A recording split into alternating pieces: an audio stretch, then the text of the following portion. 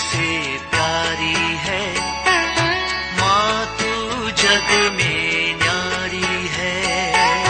माँ तू सबसे प्यारी है, माँ तू जग में न्यारी है। अपने आंचल में रखना, अपने आंचल में रखना, हमें वरदानों से भरना। माँ तू सबसे प्यारी है, माँ तू जग में न्यारी है।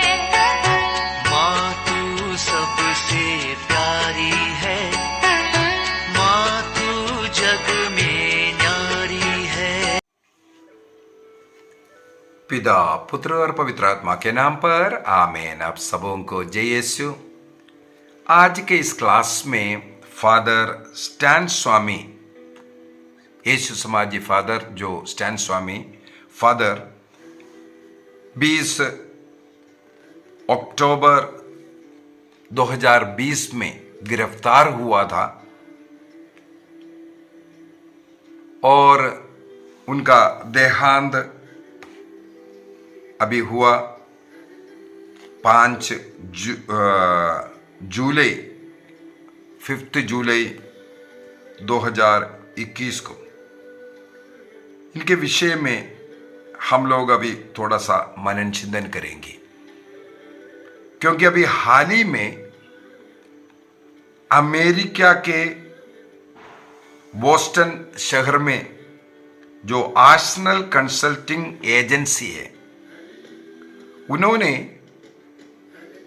जो फादर स्टैन स्वामी के विरुद्ध में जो भी षड्यंत्र हुआ उसका पर्दाफाश किया। भारत देश में उन्हें गिरफ्तार कर जेल में बंद किया। वो एक निर्दोष था। वो ये आर्सेनल कंसल्टिंग एजेंसी के द्वारा जिस हार्ड डिस्क, इनके लैपटॉप का हार्ड डिस्क का जो कॉपी उनको जो मिला उसका जांच किया, तब पता चला जो कुछ इस लैपटॉप में इनका अरेस्ट के लिए, गिरफ्तार के लिए जो कारण बता करके जो गिरफ्तार किया गया एनआईए के द्वारा, वो भी यूएपीए जो नियम उनके ऊपर लगा करके जिसमें कोई बेल ना मिले, इस प्रकार उन्हें जो फंसाने के पीछे का कारण ये एजेंसी ने फाइंड आउट किया।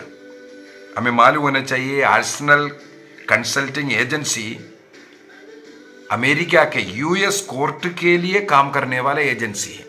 ऐसे ऐसे जो केसेस प्रूफ करने के लिए यूएस कोर्ट उपयोग करने वाला एक कंसल्टिंग एजेंसी है ये आर्सेनल कंसल्टिंग एजेंसी। उन्होंने ये फाइंड आउट किया जो लैपटॉप फादर स्टैन स्वामी का था उसमें नेटवेयर नाम का एक मालवेयर के द्वारा इस लैपटॉप को हैक किया गया और उसके अंदर झूठी जो ईमेल डाल दिया गया। इस प्रकार हैक कर करके ईमेल उसके अंदर डाल दिया और उसको प्रूफ के रूप में इसके बाद एनआईए ने कोर्ट में फेस करते हैं। फादर स्टैन स्वामी का जीवन को भी थोड़ा सा मनन चिंतन करना उचित है। वो कितना अच्छा इंसान था, ईमानदार इंसान था, गरीबों का मसीह बनकर के जीवन जिया था, ये इससे हमें पता चलता है। फादर स्टैन स्वामी का जन्म 26 अप्रैल 1937 में 26 अप्रैल 1937 में तमिलनाडु के तिरुचिरापल्ली में हुआ। उस समय पर मद्रास स्टेट हुआ करता था। उनका नाम था स्टैनिस्लाव स्टेनिस्लावस लूर्द स्वामी, स्टेनिस्लावस लूर्द स्वामी। और इनके स्कूली जीवन के बाद ये यीशु समाज में ज्वाइन किया। इसके बाद अपने मास्टर्स डिग्री लेने के लिए, सोशियोलॉजी में मास्टर्स डिग्री लेने के लिए वो फिलीपींस गए। फिलीपीन यूनिवर्सिटी में इन्होंने सोशियोलॉजी में मास्टर्स डिग्री लिया और वहीं पर गरीब लोग, जरूरतमंदों के लिए सेवा करना का काम फिलीपींस में सबसे पहले शुरू किया। इसके बाद भारत देश में आकर के वो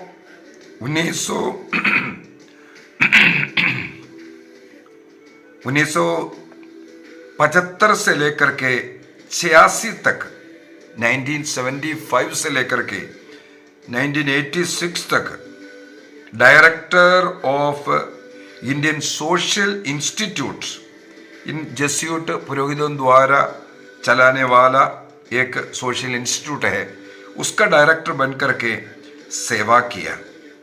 और करीब 30 वर्षों तक ये केवल ट्राइबल्स के लिए ये कार्य किया। ट्राइबल्स के हक के लिए लड़ने वाला, विशेषकर झारखंड के ट्राइबल्स के बीच में ये बहुत कार्य किया। हमारे कॉन्स्टिट्यूशन के अनुसार जो 5th शेड्यूल है वो आदिवासी वेलफेयर के लिए होता है।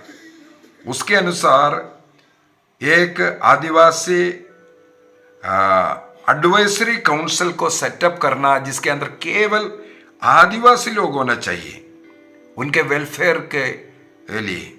इसके लिए बहुत ज्यादा लड़ते रहता था। इस प्रकार ट्राइब्स एडवाइजरी काउंसिल को सेटअप करने के लिए, आदिवासी लोगों के वेलफेयर के लिए लड़ने के कारण इनको कई ऐसे लोगों से भी लड़ना पड़ा है जो धनी लोग हैं, जो इन गरीब आदिवासियों को लूट रहा है। और साथ ही साथ सरकार के खिलाफ भी अनेकों बार लड़ना पड़ा। तो फादर स्टैन स्वामी का नाम केवल सरकार के नजर में नहीं, अन्य ऐसे जो लोग जो गलत कार्य कर रहे थे उनके नजर में भी था। इनको कैसे मिटाएं, विशेषकर जो खनन माफिया लोग, हमें मालूम है झारखंड में बहुत खनन चलता है, उन खनन माफिया लोगों के विरुद्ध में भी स्टैन स्वामी बहुत लड़ा है। क्योंकि आदिवासियों का हक के लिए उन लोगों का घर सब छोड़ करके, खेती सब छोड़ करके उनका खनन के लिए देना पड़ता है, लेकिन इन गरीबों को उचित मुआवजा नहीं देता था। इसके लिए भी ये बहुत ज्यादा लड़ता था। इसलिए खनन माफिया हो गया और साथ ही साथ सरकार के लिए भी ये एक सरदर्द था। हमें मालूम है 2018 में पूना में एक माओइस्ट का एक आंदोलन चला था। उस आंदोलन में जो भीमा कोरेगांव जो पुणे जो है उसको वायलेंस हुआ था माओइस्ट के द्वारा, अनेकों लोग उसमें गिरफ्तार हैं। अभी ये पुणे भीमा कोरेगांव में घटना हुआ, फादर स्टैन स्वामी वहां कहीं भी नहीं था, उससे कोई रिश्ता नहीं। विशेषकर माओइस्ट के साथ इनका कोई रिश्ता नहीं, लेकिन ये जरूर लड़ा है। अनेकों हजारों, इनका कहना है हजारों आदिवासी युवक युवतियों को सरकार ने जेल में UAPA लगा करके गिरफ्तार कर रखा है, जो लोग निर्दोष है। इस प्रकार निर्दोष युवक युवतियों के लिए जो गलत तरीके से यूएपीए लगा करके जिन्हें जेल में बंद किया है, माओइस्ट है बोल करके, जबकि वो नहीं है, ऐसे लोगों के लिए भी ये बहुत लड़ाई किया था। तो जब ये भीमा कोरेगांव वायलेंस जो हुआ, उसके आड़ में ये भी माओइस्ट है बोल करके फादर स्टैन स्वामी को गिरफ्तार किया। जब से गिरफ्तार किया, कोर्ट में एक काफी बेल के लिए कोशिश किया, लेकिन यूएपीए जो कानून लगाने के कारण उनको बेल नहीं मिला। 84 वर्ष का फादर जी, साथ ही साथ एज के साथ साथ ये बीमार व्यक्ति भी था। पार्किंसन के बीमारी के कारण वो एक गिलास पानी नहीं पी सकता, अपने हाथ में पानी रख कर पी नहीं सकता है। इसको कोर्ट में इसके लिए भी मांग करना पड़ा, मुझे खाना खाने के लिए, पानी पीने के लिए एक स्ट्रॉ, जो पीने वाला स्ट्रॉ दो, वो भी उनको जेल में नहीं प्रोवाइड करता था। तब हम सोच सकता है कितना गंदा राजनीति के द्वारा एक क्रिश्चियन होने के कारण और आदिवासी गरीब लोगों के लिए लड़ने वाला मसीह के रूप में स्टैन स्वामी, जो नेता लोग, जो पार्टी जो क्रिश्चियों के खिलाफ है, इस प्रकार आदिवासियों के खिलाफ जो कार्य करने वाले लोग, इन्हें इस नाम से जेल में बंद करते हैं और जेल में नरक यातना इनको सहन करना पड़ा। कोर्ट जाकर के एक स्ट्रो के लिए इनको लड़ना पड़ा और बीमार इतना ज्यादा होने के बावजूद एनआईए बार बार ये बोलता गया ये नक्सली है, नक्सली है। और आखिरी में अब रिजल्ट आया है,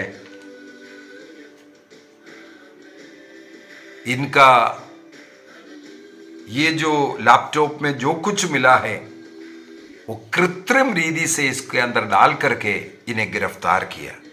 जो गुनाह इन्होंने किया नहीं, जिसके साथ इनका कोई संबंध नहीं है। और हमारे कैथोलिक कलीसिया के नियम के अनुसार भी चाहे किसी भी आतंकवादी संस्था के साथ जुड़ना हो या उनका मदद करना हो, ये कैनन नियम के अनुसार एवं कैटेकिज्म ऑफ कैथोलिक चर्च में भी लिखा हुआ है, ये हमारे लिए नहीं हो सकता है। एक क्रिश्चियन इस प्रकार का आतंक गतिविधियों में साथ नहीं दे सकता। तो एक कानून ऐसा होते हुए एक पुरोहित, देश समाजी एक पुरोहित इस प्रकार का कार्य करता है, ये बोलना भी बहुत बड़ा गलत है, निंदनीय पाप है। और फादर ने यही कार्य कोर्ट में भी बताया। हम लोगों के लिए एक पुरोहित होने के कारण किसी भी इस प्रकार का गतिविधियों का साथ नहीं दे सकता है। अभी वो क्या लड़ रहा था? आदिवासियों का हक के लिए लड़ रहा था। कैनन में साफ साफ लिखा हुआ है, they cannot even support the Maoist. Maoist नहीं, कोई भी उग्रवादी जो संगठन है उसका शरण लेना, उसके साथ ज्वाइन करना या उनको सपोर्ट करना भी गलत है। ये हमारे चर्च के नियम के अनुसार है। इनको मालूम था इन्हें गिरफ्तार करेगा, इसलिए गिरफ्तार होने के 2 दिन पहले फादर स्टैन स्वामी ने एक वीडियो जारी किया था। उसके अंदर ये सब बताया, मैं गिरफ्तार हो सकता है किसी भी समय पर, क्योंकि मेरे खिलाफ लोग षड्यंत्र रच रहा है। और उन्होंने उस वीडियो के द्वारा बोला, एक तोते को, एक पक्षी को तुम पिंजरे में जरूर बंद कर सकता है, लेकिन उस पिंजरे में बंद पक्षी इसके बावजूद भी वो गाती रहेगी। तुम मुझे बंद कर सकता है, लेकिन मेरे आवाज को बंद नहीं कर सकता। इसलिए सरकार ने ऐसा षड्यंत्र रच करके इनका मृत्यु तक बेल भी नहीं मिला। उस जेल के वहां पर रह करके 4 जुलाई को इनका बीमारी और ज्यादा तेज हुआ और कोर्ट ने 28 मई 2021 को 28 मई को बॉम्बे हाई कोर्ट ने ऑर्डर भी दिया इनको हॉस्पिटलाइज करने के लिए, क्योंकि इतना अधिक बीमार था 15 दिन। और उस समय पर हॉस्पिटलाइज हुआ, हॉस्पिटल में चेक किया, ये कोविड पॉजिटिव भी निकला। 4 जुलाई को वेंटिलेटर में डाल दिया और 5 जुलाई को अगले दिन इनका मृत्यु होता है 84 वर्ष में। इसको यूएन काउंसिल में भी खंडन किया, निंदा किया। किस प्रकार स्टैन स्वामी को जेल में बंद करके मृत्यु तक उनको सताया गया। और ये एक कच्चा इंसान जो गरीबों के लिए, विशेषकर जो आदिवासियों के लिए लड़ने वाला एक व्यक्ति को इस प्रकार मार डाला, इसके ऊपर इवन यूएन काउंसिल इसका दुख जताया और अनेकों राष्ट्र इसको निंदनीय काम बताया। और अभी जो अमेरिका के बोस्टन शहर में जो नेशनल कंसल्टिंग एजेंसी है, उन्होंने उसको प्रूफ भी किया, फादर स्टैन स्वामी निर्दोष था। इस बात को लोकसभा में भी उठाया गया जब इनके मृत्यु के तुरंत बाद ये रिपोर्ट मिलने के बाद भी इसको लोकसभा में उठाया। लेकिन सरकार की ओर से बड़े दुख की बात है, आज तक वो जो हुआ है उसका एक्सप्लेनेशन नहीं दिया, उस गलत काम को स्वीकार नहीं किया। ये हमें सिखाते हैं कितने क्रिस्तु विरोधी लोग और जो गरीबों का मदद करने वालों के खिलाफ जो कार्य करने वाले, हमें मालूम है मदर तेरेसा के कार्य को बंद कराने वाले, मदर तेरेसा कितना अच्छा कार्य संसार के लिए कर रहा था और उनके अनेकों कॉन्वेंट को बंद करवाना, उनको जो पैसा मिल रहा, उनको जो मदद मिल रहा, आर्थिक मदद जो गरीबों का देखभाल करने के लिए, उसको बंद करवाना। और इस प्रकार स्टैन स्वामी जैसे जो व्यक्ति जो गरीबों के लिए, जो लाचार लोगों के लिए जो जीवन अर्पित कर जो सेवा कर रहा है, उनको सताने वाला। इसलिए स्टैन स्वामी ने अपने मृत्यु के पहले वीडियो जारी कर करके बोला है, जो भी व्यक्ति इस प्रकार सरकार के खिलाफ आवाज उठा रहा है उनको खत्म करना ये सरकार का नीति है। तो हम भी स्टैन स्वामी के साथ रह करके इस प्रकार का जो गलत कार्य कर रहा है उसका निंदा करते हैं और फादर स्टैन स्वामी के लिए हम प्रार्थना करते हैं, उनकी आत्मा की शांति के लिए प्रार्थना करते हैं। इस प्रकार के कार्य के द्वारा हमारे क्रिस्तीय धर्म मनोबल टूटेंगे नहीं। एक स्टैन स्वामी के जगह पर 1000 स्टैन स्वामी जिंदा होकर के आएगा, जीवित रहेगा, जन्म लेगा और गरीबों के हक में लड़ने वाला मसीह बनेगा। और एक कलीसिया का इतिहास भी है, जितने भी लोग कलीसिया को सताते हैं, जो सत्य के नीति के लिए जो लड़ रहा है, सत्य के लिए जो लड़ रहा है, गरीबों के हक के लिए जो लड़ रहा है, अपना रक्त बहाने के लिए तैयार है, उनको इस संसार सताएगा। ईसा मसीह ने स्वयं कहा, तुम डरना नहीं, इस संसार से तुम्हें दुख होगा, इस संसार तुम्हें सताएगा, लेकिन तुम जान लो कि मैं इस संसार पर विजय प्राप्त किया।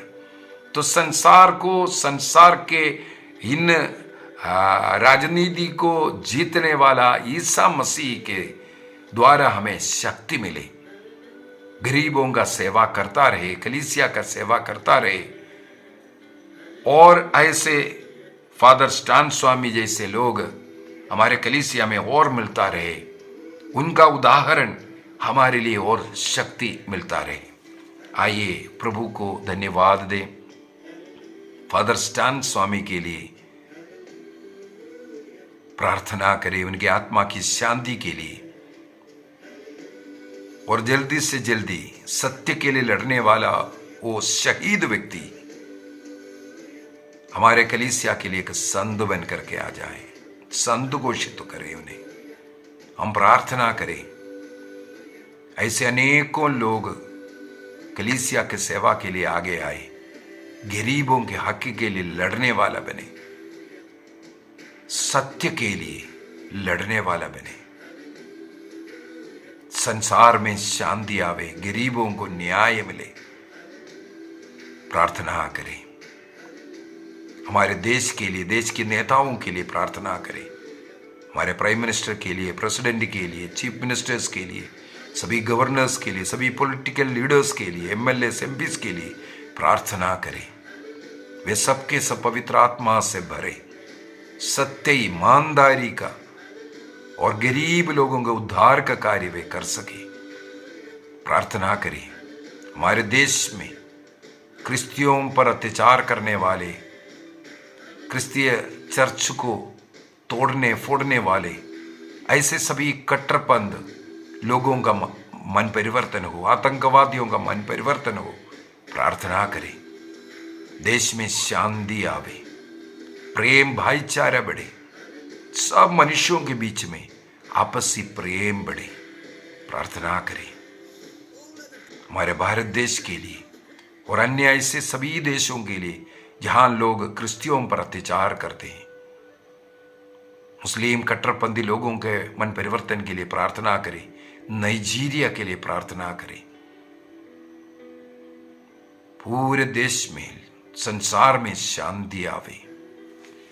पिता, पुत्र और पवित्र आत्मा के नाम पर आमीन। आप सबों को जय यीशु।